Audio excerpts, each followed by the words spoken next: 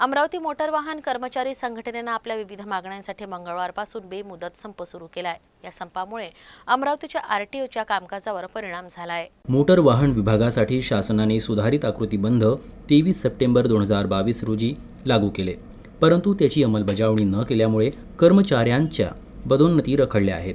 आकृतीबंधाची योग्य अंमलबजावणी न करता त्याचा आधार घेऊन महसूल विभागास्तरावर बदल्या करण्याची सूत्र शासनाने स्वीकारली आहे। त्यामुळे 31 ऑगस्ट 2024 रोजी महसूल स्तरावर बदल्या करण्यात आल्या।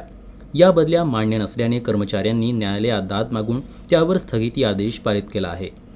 आकृतीबंधाच्या अंमलबजावणीस टाळाटाळ होत असल्यामुळे व महसूल विभाग बदल्याचे धोरण रद्द करण्याच्या मागणीसाठी मोटर वाहन विभागातील कर्मचारी 24 सप्टेंबर 2024 पासून बेमुदत संपावर जात आहे।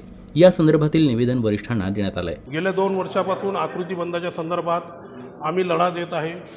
मोठ्या मुश्किलने तो शासनाकडून आम्ही नव्याने आकृतीबंध मंजूर करून घेतला आहे। त्याला 2 वर्ष झाले, पण त्या आकृतीबंधाच्या जी पदनिर्मिती झालेली आहे त्या पदानुसार आमच्या कर्मचाऱ्यांना पदोन्नती देण्यात येत नाही आहे आणि आकृतीबंधाच्या नावावर कर्मचाऱ्यांचं समायोजन करण्याचं काम वरच्या स्तरावर होत आहे। परिवहन आयुक्त कार्यालय व शासन स्तरावर आम्ही वेळोवेळी पत्र दिल्या, मिटिंगा घेतल्या, पण त्याची दखल ते घेत नाही आहे आणि महसुली बदल्या हे आमच्यावर एक लादलेलं टांगती तलवार आहे। आम्हाला त्या पदापासून वंचित करण्याचा हा एक शासनाचा डाव आहे।